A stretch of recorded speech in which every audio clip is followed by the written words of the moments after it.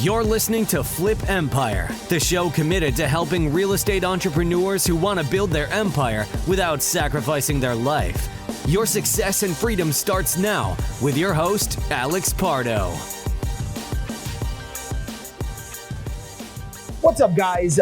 So I want to start today's podcast episode with a quote by Franklin D. Roosevelt and follow it up with a quick excerpt that I think is going to clue you in and give you a little bit of an insight or a clue as to what today's episode is going to be about. And I want to just give you a heads up that I'm coming at you very humble, and I'm coming at you just raw, real, authentic as it gets, and allow me to just share some vulnerability with you on today's podcast episode. So Franklin D. Roosevelt said, "A smooth sea never made a skilled sailor." And the excerpt is, as a reminder that life and relationships come with many ups and downs, but those bumps are what make us compassionate, resilient, and dynamic people and partners. So I wanted to share that with you because I think it encapsulates the mindset that I'm choosing to have. And I'd like to go ahead and just rewind a little bit and set the groundwork and just provide some context so that you know where I'm coming from. Earlier this week, I was quote unquote going through it. I mean, it was, I got some news that just kind of like rocked my world a little bit. And it was, and in the grand scheme of things, now that I've had a little bit of time to reflect and step back from the situation, I now see it as a blessing, right? But when I got the news, I was hit with a level of frustration, disappointment, and confusion that I just didn't know. I didn't know how to process in the moment. So some of you might know, as you've been plugging into the podcast, hopefully subscribed and listening, or if you're joining for the first time, about a little bit over 2 years ago, I transitioned from the single family space, which I was heavily involved in for 17 years, built a successful wholesaling operation in South Florida. And that business no longer aligned with my vision and my purpose and the direction I wanted to go in. It was no longer supporting my desired lifestyle. And so I decided to rip the Band-Aid off, and I pivoted within about 6 months to a commercial asset class, specifically in self-storage. And when I went into self-storage, I went in there overly confident because of the experience and success I had had in the previous single family business.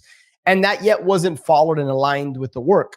And so after about 3 months of not seeing the results I was looking for, I had to look in the mirror and realize that I was the cause for the lack of success. I wasn't doing the work, right? I wasn't putting in the time, energy, and effort. I thought it was just going to come to me.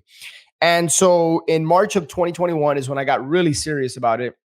And a month later, I identified my first property. About 2 to 3 months after that, finally got that property under contract, a 43,000 square foot facility in Mississippi. And in September, I closed with an SBA loan and have been owning and operating that facility for over 2 years now. Well, about a year or so ago, 13, 14 months ago, I ultimately decided to put that property in the market and sell it, right? I wanted to take my chips off the table, so to speak. I wanted to take that capital from that investment and deploy it into a different property in a different market. And around that time, I want to say this was summer of 2022. Yeah, summer of 2022. The broker that sold me that first facility presented me with an opportunity to acquire another facility just 3 miles away. And that was about a 37,000 square foot facility, more or less. So basically, I would have 80,000 net rentable square feet of storage within a 3 mile radius. For those of you who are not in storage, that's a really good thing to have that much square footage, provided it's in the right market with the right opportunity, and obviously depending on the price and terms and several other factors. But I was immediately intrigued by that opportunity. This would give me over 600 units in one particular market, and I still have a third facility out in Florida.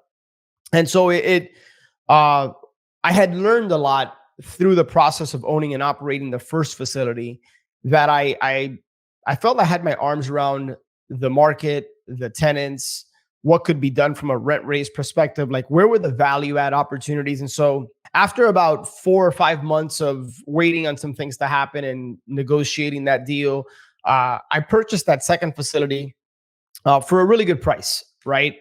Less on a price per square foot than what I had acquired the first one for. Now, what some of you may or may not know is that the market in storage has shifted over the course of the last year and a half or so. Obviously, interest rates rising across the board has compressed cap rates, and it has put a little bit of a downward pressure. Right, occupancy at times can be is challenging in this particular market, whereas 12 to 18, 24 months ago, like most people were operating at a very high occupancy. So there were some market conditions in addition to some other operational challenges that were starting to put pressure on being able to find the right buyer for the first facility. But when I acquired the second one, I said, okay, well, now this opens up my buyer pool because it's going to attract the eye of some of the larger players who are looking for more square footage and more of a foothold on a certain market.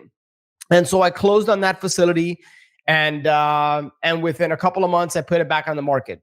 Earlier this year, February is when I closed on that facility. I think it hit the market May or June. And so we listed it as a portfolio, and we saw a lot of interest, and we were getting a lot of bites. People were, sending offers, sending letters of intent. And so fast forward about a year or so into this process, a little bit over a year since I listed the first facility, and we have now fallen out of contract for the third time. And we've had a couple of buyers who we've spent quite a bit of time on because we felt they were qualified and they were the right buyers. I just learned that one of these buyers, after about a month of negotiating and going back and forth, decided to back out at the last minute, despite having agreed to a letter of intent, which some of you may know is not legally binding, but it's essentially good faith. Hey, we've agreed on terms. Now let's transfer this into a purchase and sale agreement and start the process. So on Monday, I got a call that, again, after about 3 to 4 weeks of going back and forth with a particular buyer, in which I offered seller financing for a portion. We had agreed to terms. Well, I got the news on Monday that they were backing out of the deal for personal reasons. And there's been a variety of reasons deals have fallen through. And yet my mindset has always been, what can we learn from the experience? And then how can we apply it moving forward? What are potential solutions? Like, how do we just keep moving the ball up the field so we can get into the red zone for you football fans and finally punch this thing over the goal line, right? Like, that's always been my mindset. And for those of you who know me, I'm a pretty positive, optimistic person. I'm an extrovert. I love connecting with people. I love communicating, and I love lifting people up, right? So I'm human and I experience ups and downs like anybody else. But I've done a lot of work on myself personally throughout the years. And so I've built up a certain level of resiliency to challenges. And I'm not immune to questioning myself or thinking thoughts I shouldn't think, but I am able to have the awareness and quickly shift those thoughts, right? Because the older I get, the more I realize that there's very few things that we can control. And the more in control we think we are, the less in control we actually are. But one of the things that we can't control are our thoughts and is our mindset, right? Which I think that's pretty universal across the board, provided you're of sound mind and health. But when I got this news, I was so convinced that this was going to be our buyer. I was kind of rocked, and pretty much for like a day and a half, I was in a place mentally that I don't know that I've been in a long time. Because of that awareness, I'm quickly able to turn things around, and I have certain tools that I've acquired throughout the years to really just get myself out of a funk or a negative emotional state. But for whatever reason, it had happened so many times, and I didn't see the light at the end of the tunnel, that I started to kind of lose a little bit of hope. And I started to question, like, are these signs from God? Should I not be selling? Should I look to do something else with these properties? Like, what am I missing? What am I doing wrong? I immediately looked at me, and I started to put a lot of pressure on myself. And part of the reason for that was I have a note that's coming due in February, and I pride myself in always doing what I say I'm going to do.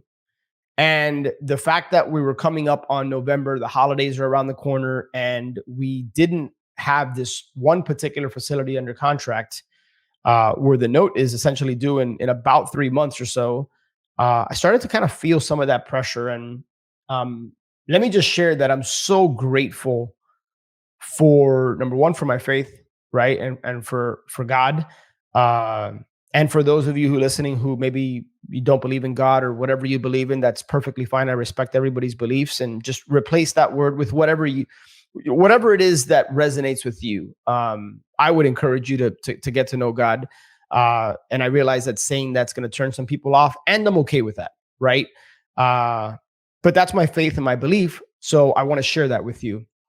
And secondly, I'm super grateful for just the people that I can turn to seek wisdom and guidance from, right? Because I've always believed that we should have one hand up to a coach or a mentor and one hand down, lifting others up. I truly, truly believe that. And I've lived my life like that for the last, I don't know, almost 20 years or so. And so I had the opportunity to connect with a couple of individuals who I lean on uh, as just pillars in my world, aside from my wife and family, of course, which always support me no matter what. Even my wife just realized I was kind of like in the dumps, which is she doesn't see all that often. And um and just gave me encouragement, right, which was uplifting to my spirit.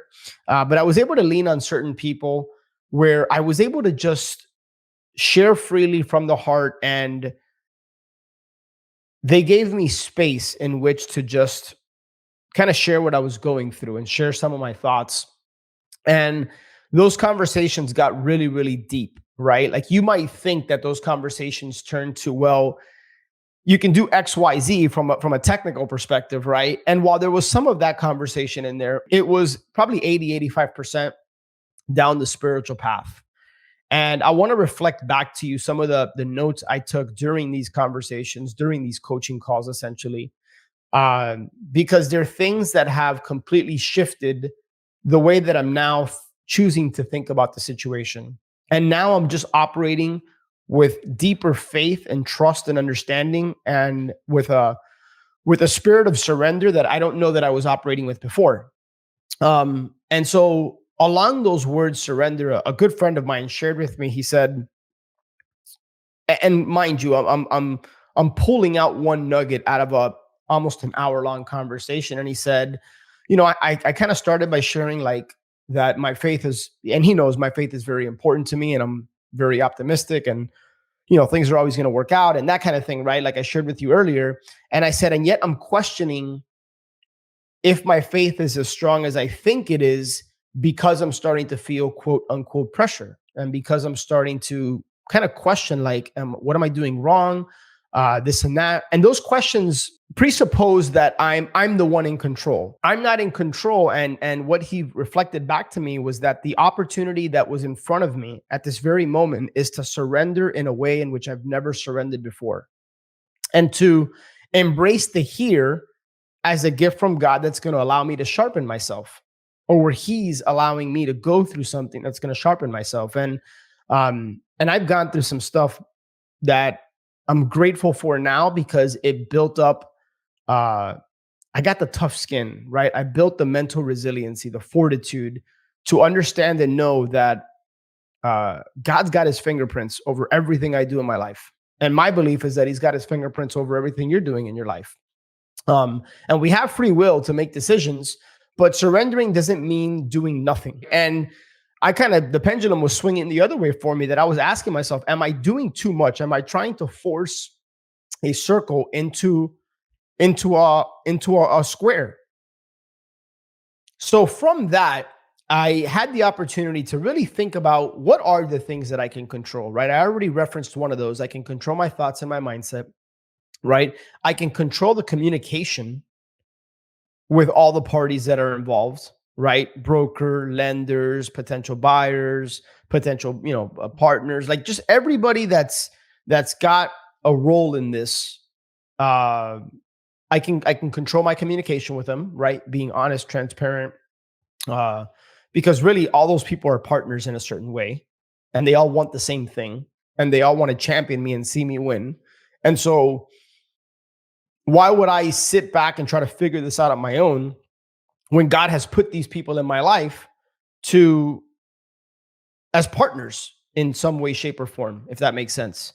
I can control what I can do with the price. And that's one of the things that we've aggressively done is reduce the price, because I've gotten to a place where I'm putting an emphasis on peace over profit, right? At some point, you have to ask yourself if you're clinging on to what could have been, i.e., looking at the past, or if you're ready to look towards the future. And sometimes, in order to gain something, you have to let something go, right? Sometimes, in order to speed up, you got to stop chopping the big tree with the axe and realize that you have a dull axe, and you got to take 5, 10, 15 minutes a day, a week, whatever it is, to sharpen the axe before you start swinging at that tree again. I can control marketing efforts, right? How much it's out there. I can, those are some of the things I can control.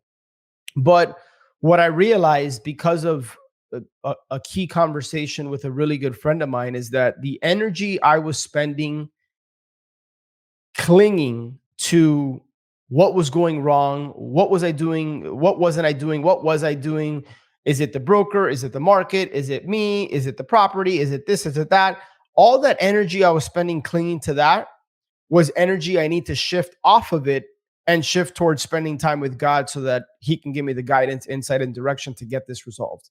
And understanding that I'm not the one that's going to be able to resolve the situation. It's going to be him, and he's going to open the doors that I need to step through, and he's going to close the ones that I'm not meant to go through.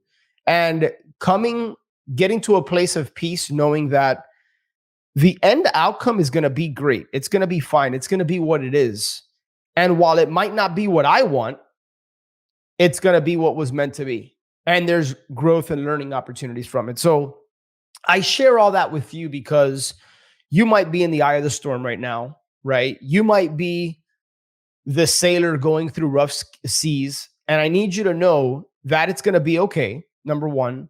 Number two, that's what's going to build a certain skill set, mental resiliency, fortitude, that's going to serve you later on in life, later on in your business. And you just have to have that trust and faith that God's fingerprints are, and hands are directing whatever mess you might be going through.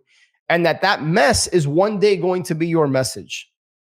Right. And I, believe me, this is not to diminish what I'm going through, but I realize that this is a first world problem, right? Like, there's people that are dealing with significant things. And so I share that because I'm not trying to compare myself, in the level of the challenge I'm going through to your challenge, right? Like, we're all going through certain things. And none of it is to be minimized, right? It's to be, there's opportunities for reflection. There's opportunities to look from within, because oftentimes the answers are already inside of us. And that's the benefit of having the right people in our lives, that they can ask the right questions. They can they can ask questions or pose insights and guidance that make you look inward, so that then your outer world can change, right? So those are just some of the things I wanted to share with you guys. I'm in a much better place. Again, like, for a day and a half, almost 2 days, I was just in a little bit of a funk. And I quickly turned to gratitude. Or I shouldn't say quickly, because 2 days of going through it, I prefer to subscribe to the Mel Robbins 5-second rule, right? Like, if you're going to go through something and you want to throw yourself a pity party, give yourself 5 seconds, change your state and get out of it and move on. And so I wasn't in that place. It took me a bit longer, but now I'm in a place of gratitude for the situation, right? Because it's an opportunity for me to exercise surrender. It's an opportunity for me to look inward. It's an opportunity for me to be honest and transparent with myself and with others involved. And I have ultimate faith and trust that it's going to work out the way it should work out, and that I'm going to be better for this moving forward. And then now I can use this lesson, this experience, to pour into somebody else, whether it's one of our Ascend members in our mastermind community, whether it's somebody I work with in the future. It could be my daughters, which would be the ultimate gift. Because I know that in life they're going to struggle and they're going to go through certain things because we're human. And at times we struggle and go through certain things. And it's okay. And those are all things that are happening for you, not to you, right? So anyways, coming at you here like from the heart, like I always do. I was driving, so I'm recording this on Friday, November 3rd.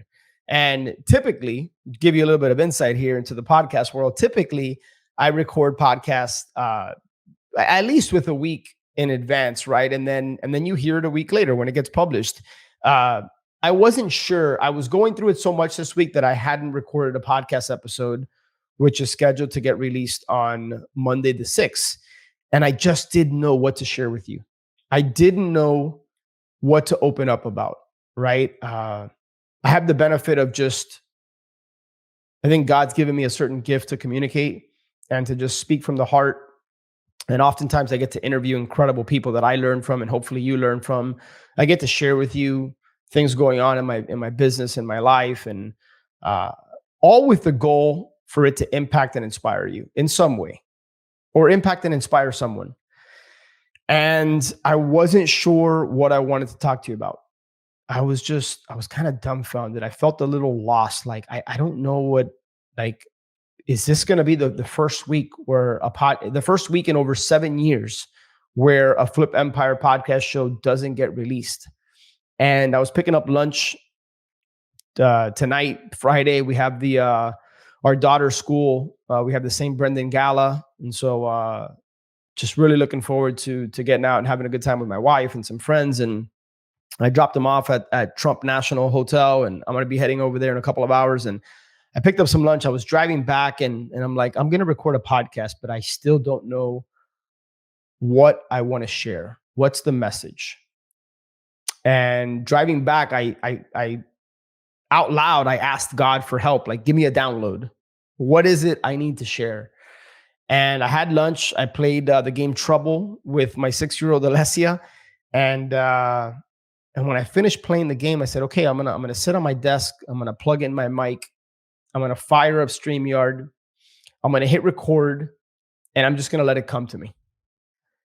And right before I hit record, I thought about that quote, right? What is that Roosevelt quote? Along the lines of smooth seas never made a skilled sailor.